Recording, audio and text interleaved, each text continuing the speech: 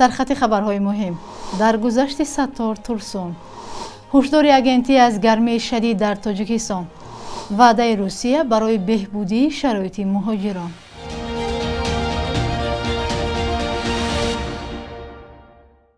سلام بیننده های عزیز، برنامه نویدی بامدادی است که از دوشنبه تقدیم شما می شود. امروز سه‌شنبه 6 ایون. ستار تورسون نویسنده خلق تاجیکستان شام 5 ایون در 77 سالگی در دوشنبه درگذشت یکی از شاگردانش تلفنی خبر داد که 20 روز اخیر بیماری بستری بود. ستار تورسون سالهای اخیر در خانه‌اش بود ولی پیوسته در مورد ادبیات و کم شدن صف خوانندگان با مطبوعات گپ میزد. این نویسنده تاجیک سال 1946 در ناحیه بویسون ازبکستان تولد شده دانشگاه دولتی تاجیکستان را ختم کرده است. سالهای دراز کارمندی مجله صدای شرق بود. آگنتی آب و هواشناسی تاجیکستان میگوید در بعضی منطقه های تاجیکستان این هفته تا 41 درجه گرمی در نظر است. با گفته منبع از 6 تا 10 ایون تقریبا در سراسر جمهوری گرمای شدید پیشگویی می شود. هواشناسان هشدار می دهند که حرارت هوا در دوشنبه تا آخر هفته بباریش ولی نیمه ابری خواهد بود. حرارت هوا روزانه 36-38 درجه گرم خواهد شد. مسئولین آگنتی به ساکنان توصیه دادند که در این روزها لباس سبک پختگی، عینک آفتابی و کلاه پوشیده بیشتر آب نوشند. در پس منظر سفر رسمی سرگئی لاوروف وزیر کارهای خارجه روسیه به تاجیکستان، مسکو از برتری های همکاری با دوشنبه در بخش مهاجرت گفته است. وزارت کارهای خارجه روسیه با یک بیانیه اطلاع داده است که مسکو به همکاری درازمدت و طرفین مفید در بخش مهاجرت با دوشنبه اولویت اولین درجه می‌دهد. ما به همکاری‌های درازمدت و متقابلا سودمند با تاجیکستان در ساحه مهاجرت اهمیت اولین درجه می‌دهیم، آمده است در اطلاعیه. سرگئی لاوروف وزیر کارهای خارجه روسیه روز 5 ایون با سفر رسمی به تاجیکستان آمد. سفر وزیر کارهای خارجه روسیه به تاجیکستان در روزهای صورت می‌گیرد که فشار ولاتوکو و بازداشت و اخراج و جریمه مهاجران تاجیک در روسیه افزوده است. اما احتمال گفتگوی جانب‌ها در مسئله مهاجران کاری تاجیک در روسیه در برنامه سفر لاوروف رسما اعلان نشده است. در افغانستان تعدادی از کشاورزان شکایت دارند که منع کشت کوکنار، یکی از زراعت‌های سرخریدار، آنها را از منبع درآمد و رزق و روزی محروم کرده است. در این همسایه کشور تاجیکستان ده‌ها هزار دهقان زندگی خود را از حساب کوکنار پیش می‌بردند و می‌برند، هرچند از آنها زهر حاصل می‌شود که صدها هزار نفر را معتاد و بی‌سرنوشت می‌کند. همکارم طاهر سفر گزارش می‌دهد. کشت کوکنار، یک ترکیب اساسی هروئین، در 10 سالهای جنگ و بی سر و سامانی افغانستان یک تجارتی سردرآمدی کشاورزان بوده است. ماه اپریل امسال حکومت طالبان پرورش و فروش کوکنار را منع کرد. غلام رسول سال گذشته از حاصل 5 هکتار کشتزار کوکنار $17,000 به دست آورد که در افغانستان پول زیادی نیست. امسال فقط در زمین حولیش کشت کرد ولی چند روز پیش از جمع‌آوری حاصل مقامات آمدند و نابودش کردند. اگر طالبان به ما کمک میکردند هیچ مشکل نداشت. آنها کوکنارهای ما را نابود کردند ولی نه یاری رسانیدند و نه جایگزین پیشنهاد نمودند. تا حال هیچ چیزی به ما ندادند. عبدالحق آخوند همکار معاون وزیر مبارزه با مواد مخدر طالبان میگوید در این موسم 3000 هکتار کشتزار کوکنار را نابود کردند. سال 2022 با گفته سازمان ملل کشاورزان افغان از 233,000 هکتار کشتزار کوکنار حاصل برداشتند. نصف درآمد طالبان در سال 2016 هم از حساب فروش تریاک، افیون و هروئین بوده است. سال 2020 85% افیون جهان از افغانستان می آمد. در بعضی از منطقه‌های افغانستان خبرنگار فرانس پرس در جای کشتزارهای کوکنار این گندمزارها را دیده است. با محو کشتزارهای کوکنار بر دست طالبان، کشاورزان افغان شکایت دارند که از منبع درآمد محروم شدند. وقتی نیروهای امنیتی طالبان آمدند به آنها گفتم از برای خدا کوکنارهای مرا نابود نکنید. من اینجا زحمت کشیدم، قرض گرفته کار کردم که شاید پول به دست بیارم. حالا چیزی ندارم.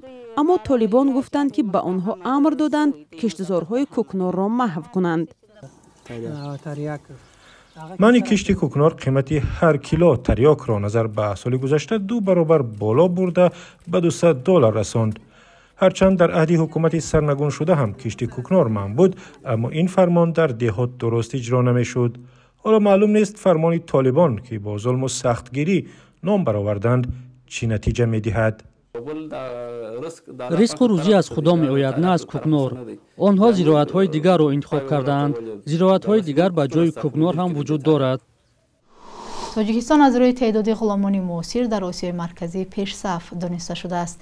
غلامی معاصر همه گونه حالت استثماری که شخص با سبب تهدید، زورآوری، مجبورکنی، سوء استفاده از قدرت یا فریب نمیتواند از آن فرار کند فهمیده می شود. بر اساس این گزارش حدود 133,000 نفر در تاجیکستان غلامی معاصر دانسته می شوند. گلوبال سلیوری ایندکس در گزارشش تاجیکستان را از روی تعداد غلامان معاصر زیر استثمار قرار داشته در جهان در زمینه ششم قرار داده است.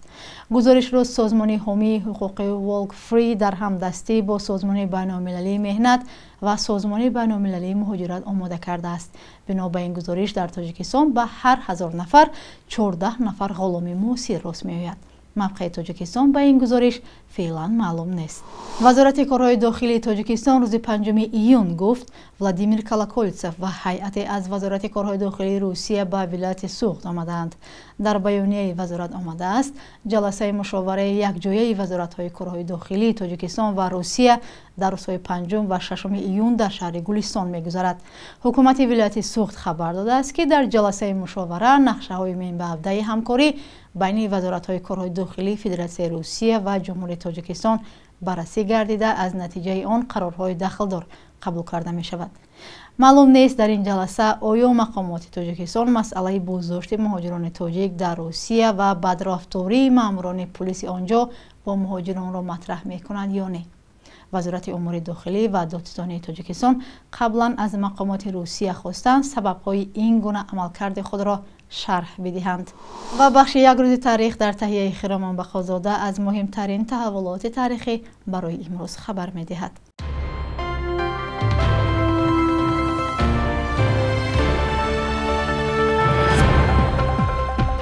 6 июни соли 1947 ҳунарпешии театру синамои тоҷик Саидо Қурбонов таваллуд шудааст, ки бештар бо нақшҳояш дар филмҳои тоҷикӣ маъруфият касб кард.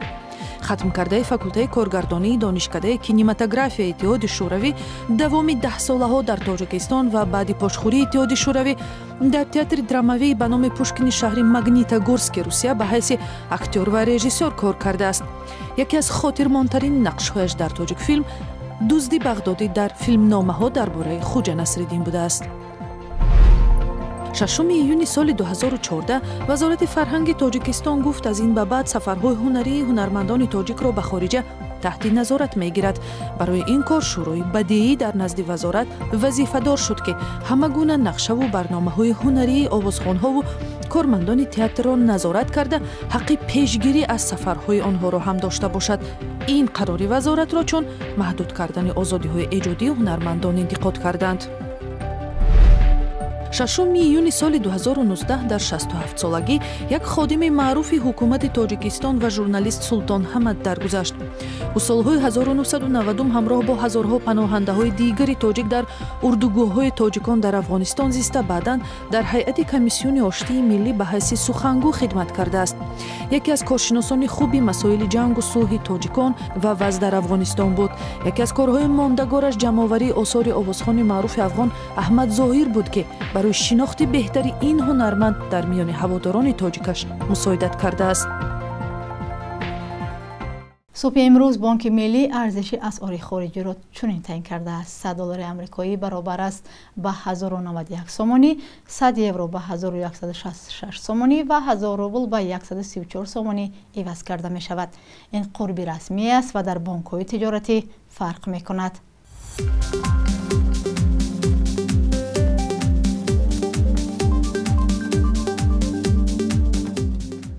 بینندگان عزیز، شما نویدی بامدادی را تماشا کردید. خبر و گزارش های بیشتر و دوام روز می توانید در سامانه رادیو آزادی پیدا نمایید. تا برنامه بعدی، خیر.